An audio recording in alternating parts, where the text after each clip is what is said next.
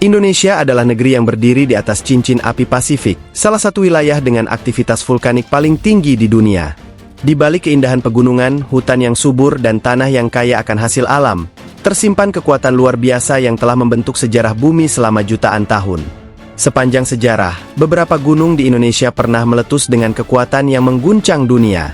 Ada yang mengubah bentang alam, menghapus sebuah gunung dari peta, memicu tsunami raksasa, hingga memengaruhi iklim global selama bertahun-tahun. Dalam video ini, kita akan menelusuri 4 peristiwa letusan paling dahsyat yang pernah terjadi di Indonesia, yang dampaknya tidak hanya dirasakan secara lokal, tetapi juga memengaruhi kondisi bumi dalam skala global. Peristiwa-peristiwa ini meninggalkan jejak besar dalam sejarah, mengubah iklim, lanskap, dan kehidupan manusia pada masanya.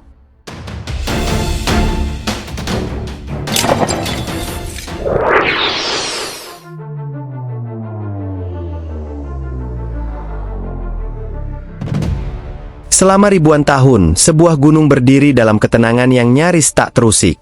Di lereng-lerengnya masyarakat hidup harmonis, mengembangkan pertanian, perdagangan, dan peradaban yang terus bertumbuh. Tak ada yang menduga bahwa suatu hari gunung tersebut akan meletus dengan kekuatan luar biasa, dentumannya terdengar hingga ribuan kilometer, menghapus sebuah kerajaan dari peta, dan mengubah sistem iklim global. Inilah kisah Gunung Tambora, salah satu letusan gunung berapi paling dahsyat yang pernah tercatat dalam sejarah modern umat manusia.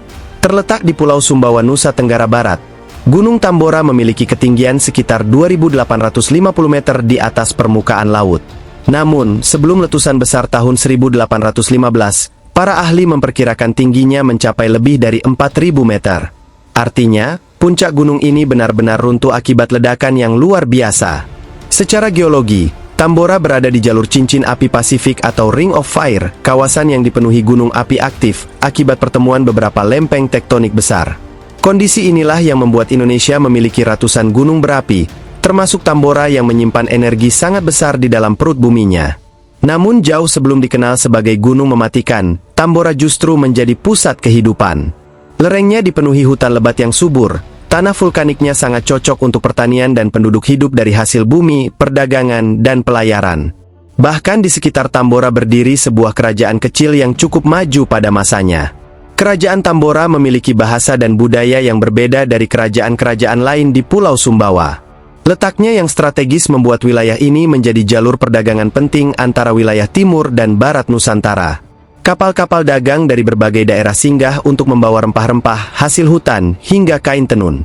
Saat itu kehidupan berlangsung normal. Gunung Tambora memang pernah menunjukkan aktivitas vulkanik, tetapi letusan besarnya telah tertidur selama berabad-abad. Masyarakat pun menganggap gunung itu sebagai bagian biasa dari kehidupan mereka. Namun tanpa mereka sadari, jauh di bawah permukaan bumi tekanan magma terus meningkat. Selama ratusan tahun, dapur magma Tambora dipenuhi material vulkanik yang tak memiliki jalan keluar. Tekanan itu terus bertambah sedikit demi sedikit layaknya balon yang terus ditiup, hingga akhirnya mencapai batas kekuatannya. Memasuki awal tahun 1815 tanda-tandanya mulai muncul seperti gempa-gempa kecil mulai dirasakan penduduk. Suara gemuruh terdengar dari dalam gunung, asap tipis perlahan keluar dari puncaknya. Namun pada masa itu ilmu kebencanaan belum berkembang. Banyak orang mengira suara tersebut hanyalah petir atau aktivitas alam biasa. Tak seorang pun mengetahui bahwa mereka sedang menyaksikan awal dari salah satu bencana terbesar dalam sejarah manusia. Pada tanggal 5 April 1815 Gunung Tambora mulai meletus. Ledakan awal mengirimkan kolom abu tinggi ke langit dan dentumannya begitu keras, hingga terdengar di Pulau Jawa, Sulawesi, bahkan sebagian Sumatera. Banyak orang mengira telah terjadi serangan meriam atau peperangan besar. Meski demikian letusan tanggal 5 April hanyalah pembuka. 5 hari kemudian, tepat pada malam 10 April 1815 Tambora menunjukkan kekuatan sebenarnya. Sekitar pukul 7 malam, serangkaian ledakan raksasa mengguncang Pulau Sumbawa. Api menyembur dari puncak gunung, batu-batu pijar terlontar ke segala arah dan langit berubah menjadi merah menyala. Beberapa jam kemudian puncak gunung runtuh akibat tekanan luar biasa dari dalam bumi. Kolom abu vulkanik diperkirakan menjulang hingga lebih dari 40 km ke atmosfer. Awan panas meluncur dengan kecepatan tinggi menyapu desa-desa di sekitar gunung. Material vulkanik, gas panas, dan batuan menghancurkan apapun yang dilewatinya. Di wilayah pesisir, letusan ini juga memicu gelombang tsunami yang menerjang sejumlah pantai di Pulau Sumbawa. Malam berubah menjadi gelap gulita, abu vulkanik menutupi langit selama berhari-hari. Bahkan di wilayah yang berjarak ratusan kilometer siang hari terasa seperti malam. Hujan abu turun tanpa henti dan atap rumah ambruk karena tertimbun material vulkanik, tanaman mati, sungai dipenuhi lumpur, air bersih tercemar dan hewan ternak tak mampu bertahan hidup. Yang paling tragis, kerajaan Tambora lenyap hampir tanpa jejak, seluruh permukiman terkubur oleh material vulkanik, bahasa, budaya dan kehidupan masyarakatnya ikut menghilang. Para arkeolog bahkan menyebut kawasan ini sebagai Pompei dari timur, karena seluruh peradaban terkubur dalam waktu yang sangat singkat. Korban jiwa akibat letusan diperkirakan mencapai sekitar 71.000 orang. Sebagian meninggal secara langsung akibat awan panas dan ledakan, sementara puluhan ribu lainnya wafat karena kelaparan, penyakit, dan krisis pangan yang melanda wilayah sekitarnya setelah letusan. Namun dampaknya ternyata tak berhenti di Indonesia. Abu vulkanik Tambora terlontar hingga lapisan stratosfer dan menyebar ke berbagai belahan dunia. Partikel-partikel kecil itu memantulkan sebagian sinar matahari sehingga suhu bumi menurun. Setahun kemudian, tepatnya pada tahun 1816, dunia mengalami fenomena yang kemudian dikenal sebagai The Year Without a Summer, atau tahun tanpa musim panas. Di Eropa dan Amerika Utara musim panas nyaris tak terasa, salju turun pada bulan-bulan yang seharusnya hangat, tanaman gagal panen, harga pangan melonjak tajam dan kelaparan meluas di berbagai wilayah. Perubahan cuaca ekstrim itu menjadi salah satu dampak global terbesar yang pernah dipicu oleh letusan gunung berapi. Ironisnya, sebagian besar masyarakat dunia saat itu tak mengetahui bahwa penyebab semua kekacauan cuaca tersebut berasal dari sebuah gunung di Pulau Sumbawa. Setelah letusan berakhir, bentuk gunung Tambora berubah total. Puncaknya runtuh membentuk kaldera raksasa berdiameter sekitar 6 hingga 7 km dengan kedalaman lebih dari 1 km. Kaldera ini masih dapat dilihat sekarang dan menjadi salah satu yang terbesar di dunia. Seiring berjalannya waktu, alam perlahan pulih, hutan kembali tumbuh di lereng gunung, berbagai spesies flora dan fauna mulai menghuni kawasan tersebut. Kehidupan masyarakat pun kembali berkembang di sekitar Tambora, meskipun bayang-bayang sejarah letusan besar itu tak pernah benar-benar hilang. Kini Gunung Tambora menjadi salah satu destinasi pendakian favorit di Indonesia. Ribuan pendaki datang setiap tahun untuk menyaksikan langsung kaldera raksasa yang menjadi saksi kedahsyatan letusan tahun 1815. Kisah Gunung Tambora bukan hanya tentang sebuah gunung yang meletus. Ini adalah pengingat bahwa bumi selalu hidup dan terus berubah. Di balik keindahan alam Indonesia, tersimpan kekuatan luar biasa yang sewaktu-waktu dapat bangkit kembali. Dan hingga hari ini, letusan Tambora tahun 1815 masih dikenang sebagai salah satu bencana alam paling dahsyat yang pernah tercatat dalam sejarah umat manusia. Sebuah peristiwa yang tak hanya mengubah wajah Pulau Sumbawa, tetapi juga meninggalkan jejak yang terasa hingga ke seluruh penjuru dunia.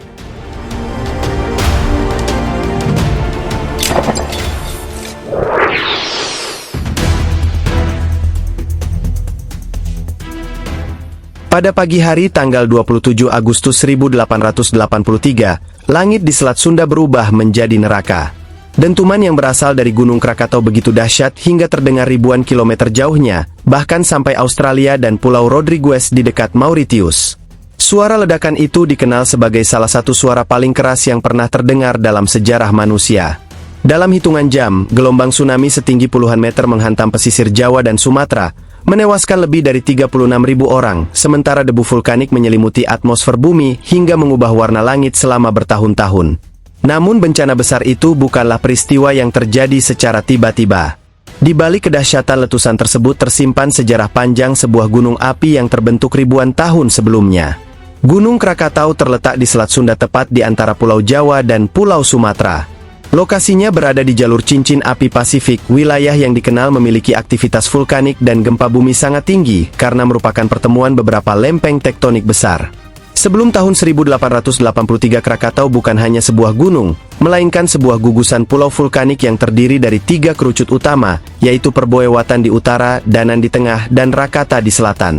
Ketiganya berdiri di atas sebuah pulau besar yang menjadi sisa letusan purba ribuan tahun sebelumnya. Selama ratusan tahun, aktivitas gunung ini relatif tenang sehingga masyarakat di sekitar Selat Sunda menganggapnya sebagai bagian biasa dari bentang alam mereka. Memasuki awal tahun 1883 kondisi mulai berubah. Pada bulan Mei, para pelaut yang melintasi Selat Sunda melaporkan munculnya kolom asap hitam yang menjulang tinggi dari Pulau Krakatau. Dentuman kecil mulai terdengar, sementara abu vulkanik perlahan menyelimuti wilayah sekitar. Pada 20 Mei 1883 aktivitas vulkanik meningkat drastis. Asap membumbung hingga sekitar 10 km ke langit, batu apung mulai terapung di laut, dan getaran kecil mulai dirasakan oleh penduduk pesisir Jawa maupun Sumatera. Meski demikian, sebagian besar masyarakat masih menganggapnya sebagai aktivitas gunung biasa. Tak ada yang membayangkan bahwa mereka sedang menyaksikan awal dari salah satu letusan terbesar dalam sejarah modern. Selama bulan Juni hingga Agustus 1883 letusan-letusan kecil terus terjadi. Asap semakin pekat, hujan abu mulai turun di beberapa wilayah, dentuman terdengar semakin sering. Bahkan kapal-kapal yang melintasi Selat Sunda melaporkan hujan batu apung dan gelombang laut yang tak biasa. Di bawah permukaan bumi tekanan magma terus meningkat, ruang magma Krakatau dipenuhi gas panas bertekanan tinggi yang terus mencari jalan keluar. Sayangnya belum ada teknologi pemantauan gunung api seperti sekarang. Penduduk hanya bisa menyaksikan fenomena alam tersebut tanpa mengetahui bahaya yang sedang mendekat. Pada sore hari tanggal 26 Agustus 1883 Krakatau memasuki fase klimaks. Sekitar pukul 1 siang letusan besar mulai terjadi, kolom abu dan material vulkanik menjulang hingga puluhan kilometer ke atmosfer. Ledakan demi ledakan berlangsung hampir tanpa henti, langit berubah menjadi gelap dan abu panas mulai menutupi kawasan sekitar. Pada malam harinya, gelombang tsunami pertama mulai menghantam beberapa pesisir di sekitar Selat Sunda. Namun bencana terbesar masih belum terjadi. Pagi hari pada tanggal 27 Agustus menjadi puncak kehancuran. Dalam waktu sekitar 5 jam terjadi 4 ledakan raksasa. Ledakan pertama terjadi sekitar pukul setengah 6 pagi, ledakan kedua menyusul pukul 6:44 menit, ledakan ketiga pada pukul 10:02 menit menjadi yang paling dahsyat, dan kemudian ledakan keempat terjadi sekitar 10:41 menit. Ledakan pukul 10:02 menit diperkirakan menjadi salah satu suara paling keras yang pernah tercatat dalam sejarah manusia. Dentumannya terdengar hingga sekitar 4.800 km, bahkan banyak orang mengira suara tersebut berasal dari meriam perang. Gelombang kejutnya mengelilingi bumi berkali-kali dan masih dapat terdeteksi oleh alat pengukur tekanan udara saat itu. Ledakan luar biasa tersebut menyebabkan ruang magma di bawah gunung kosong secara tiba-tiba. Akibatnya, sebagian besar pulau Krakatau runtuh ke dalam laut dan membentuk kaldera raksasa. Diperkirakan sekitar 2/3 pulau lenyap hanya dalam hitungan jam. Material vulkanik terlontar hingga puluhan kilometer ke atmosfer, sementara awan panas meluncur melintasi permukaan laut dengan kecepatan tinggi. Runtuhnya tubuh gunung memicu tsunami raksasa. Di beberapa tempat, tinggi gelombang diperkirakan mencapai lebih dari 30 meter. Kota-kota pesisir seperti Anyer, Merak, Teluk Betung, dan Caringin hampir musnah seluruhnya. Pelabuhan, rumah, perkebunan, hingga kapal-kapal besar tersapu ke daratan. Sebagian besar korban jiwa justru meninggal akibat tsunami, bukan karena letusan gunungnya. Jumlah korban diperkirakan melebihi 36.000 orang, meskipun beberapa penelitian modern memperkirakan angka sebenarnya mungkin lebih tinggi. Abu vulkanik Krakatau tak hanya memengaruhi Indonesia. Material halus yang terlempar ke stratosfer menyebar ke seluruh dunia.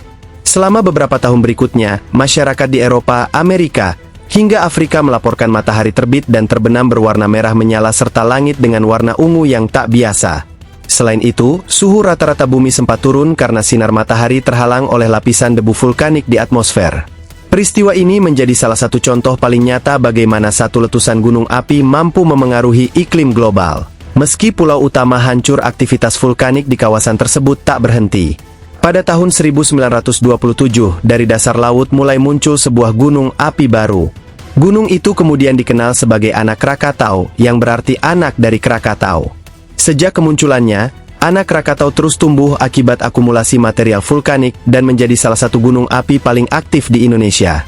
Pada tahun 2018, sebagian tubuh anak Krakatau runtuh ke laut dan kembali memicu tsunami di Selat Sunda, mengingatkan dunia bahwa kawasan ini masih menyimpan potensi bahaya besar. Hingga kini, letusan Krakatau tahun 1883 masih dipelajari oleh para ahli geologi di seluruh dunia. Peristiwa tersebut menjadi tonggak penting dalam ilmu vulkanologi modern, karena memberikan banyak data mengenai hubungan antara letusan gunung api, tsunami, gelombang kejut atmosfer, hingga perubahan iklim global. Krakatau juga menjadi pengingat bahwa alam memiliki kekuatan luar biasa yang tak dapat dikendalikan manusia. Dengan teknologi pemantauan yang jauh lebih maju saat ini, risiko bencana memang dapat dikurangi. Namun, sejarah Krakatau mengajarkan bahwa kewaspadaan terhadap aktivitas gunung api harus selalu dijaga. Lebih dari 1 abad telah berlalu sejak dentuman dahsyat Krakatau mengguncang dunia. Pulau yang dulu hancur kini telah melahirkan gunung baru, anak Krakatau yang masih terus aktif hingga sekarang. Kisah Krakatau bukan sekadar cerita tentang letusan gunung api, melainkan tentang bagaimana satu peristiwa alam mampu mengubah bentang bumi, memengaruhi iklim global, dan meninggalkan pelajaran berharga bagi seluruh umat manusia. Hingga hari ini, nama Krakatau tetap dikenang sebagai simbol kedahsyatan alam yang tak pernah bisa diremehkan.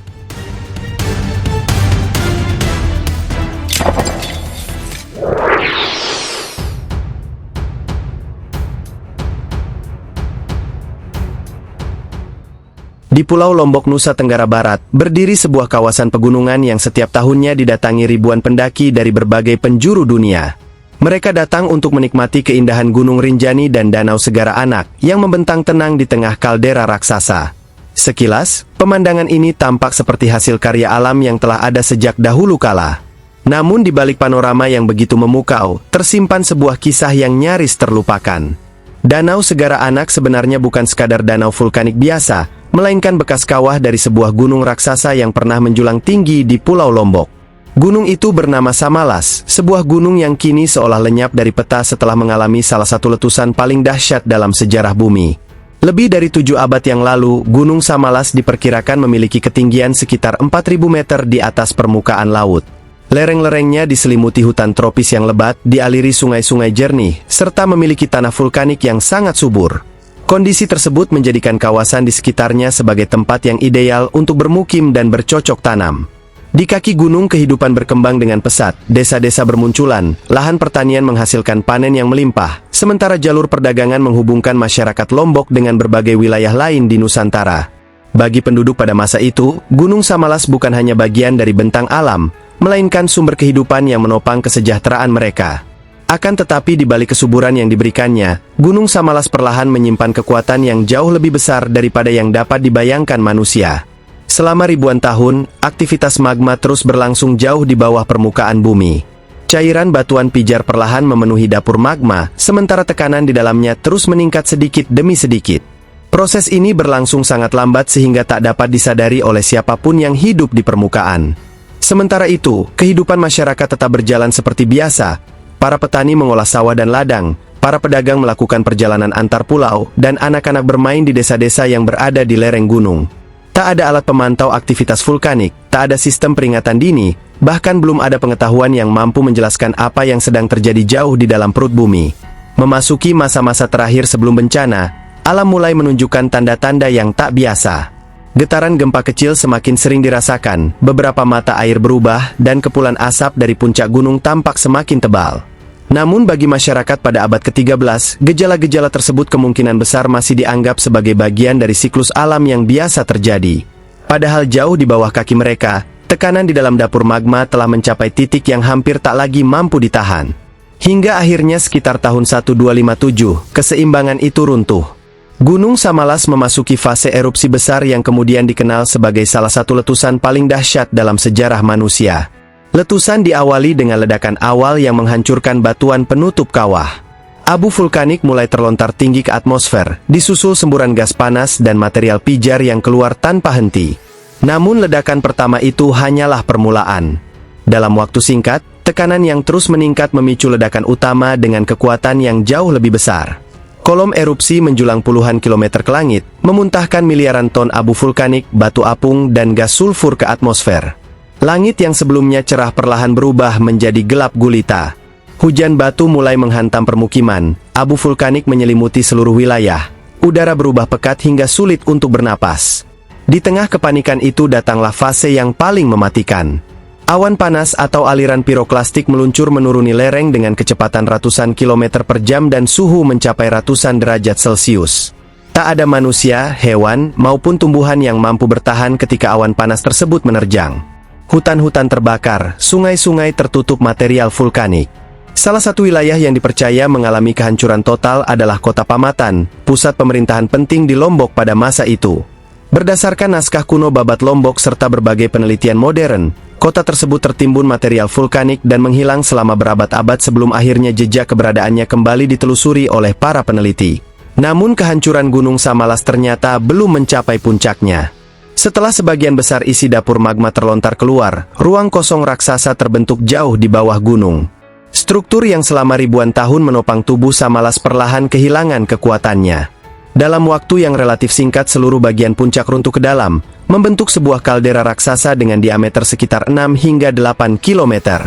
Selama ratusan tahun berikutnya, kaldera tersebut perlahan terisi oleh air hujan hingga membentuk Danau Segara Anak, yang kini menjadi salah satu ikon wisata Gunung Rinjani.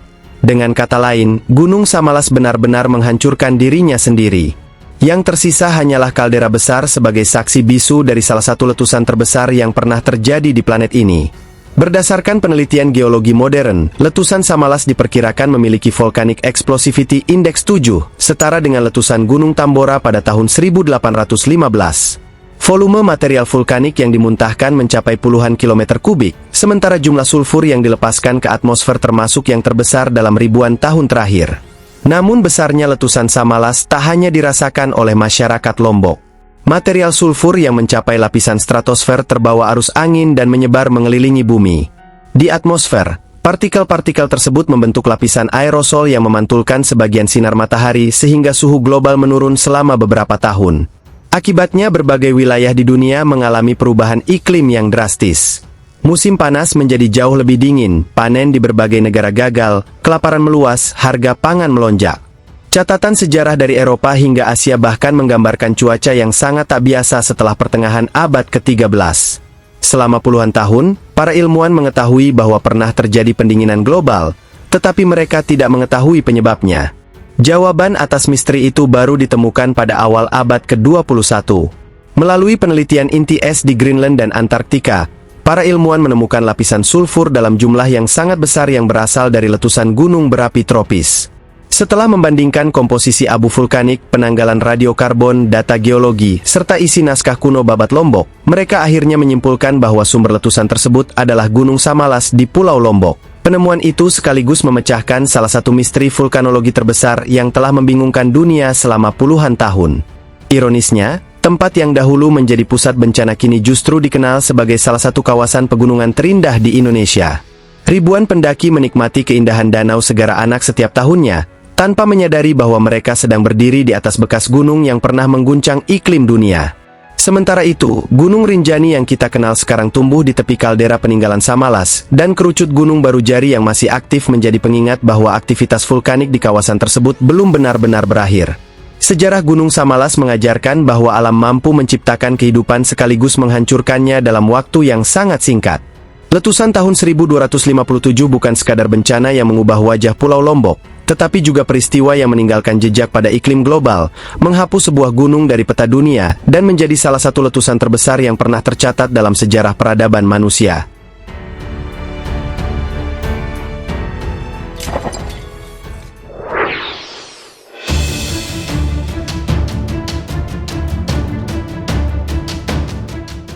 Sekitar 74.000 tahun lalu, bumi mengalami salah satu letusan terbesar dalam sejarah. Ledakannya menyebarkan abu hingga ribuan kilometer, mengubah iklim global, dan diduga memengaruhi evolusi manusia.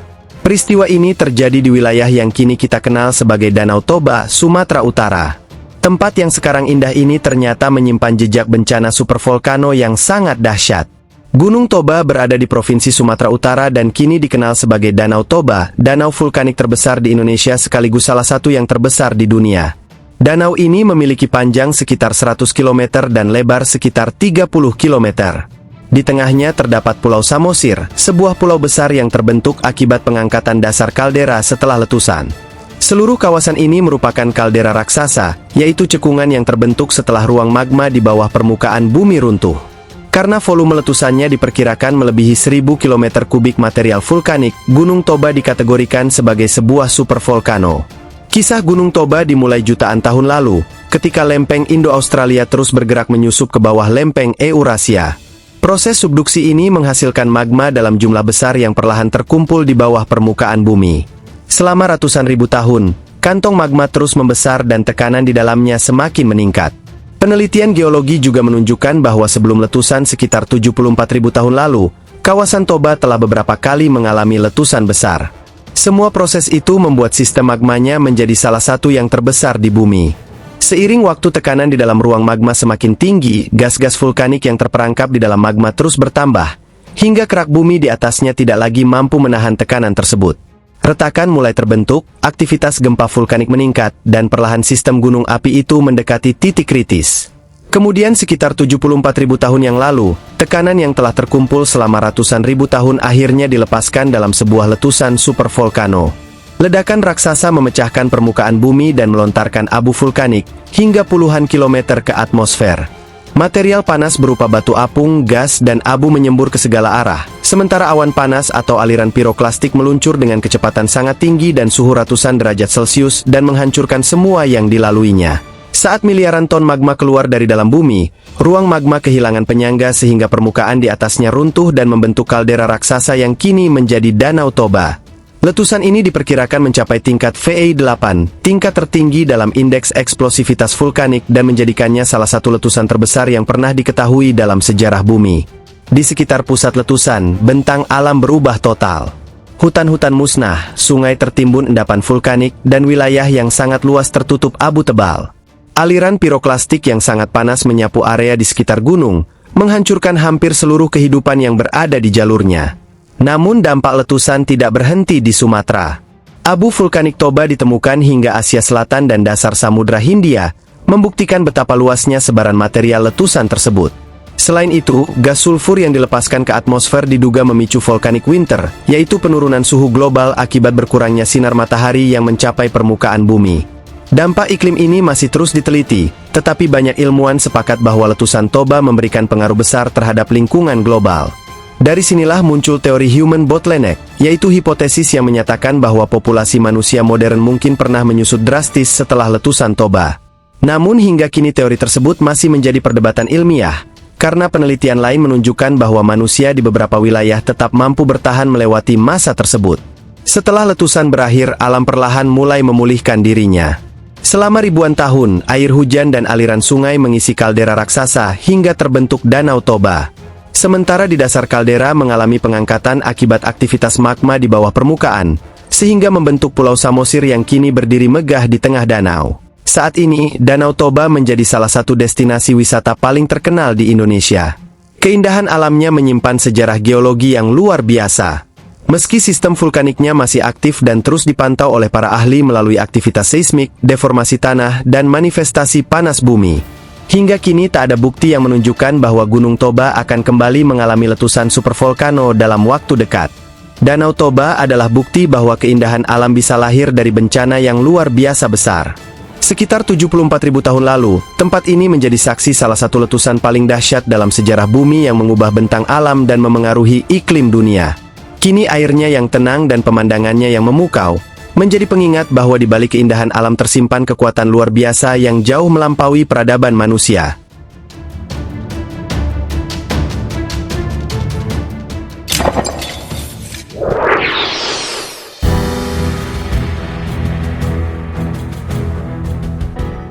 Empat gunung, 4 letusan dahsyat, dan 1 pelajaran besar yang tak pernah lekang oleh waktu. Toba, Samalas, Tambora, dan Krakatau bukan sekadar nama dalam sejarah, tetapi saksi bisu betapa luar biasanya kekuatan alam yang mampu mengubah wajah bumi, mengguncang iklim dunia, dan bahkan mengubah arah perjalanan peradaban manusia. Kini, gunung-gunung tersebut menjadi bagian dari keindahan alam Indonesia yang dikagumi jutaan orang. Namun di balik pemandangannya yang menakjubkan, tersimpan jejak bencana yang mengingatkan kita untuk selalu menghormati dan memahami alam. Dengan teknologi pemantauan yang terus berkembang, risiko bencana kini dapat dikurangi. Meski begitu, sejarah mengajarkan bahwa kewaspadaan tidak boleh pernah hilang.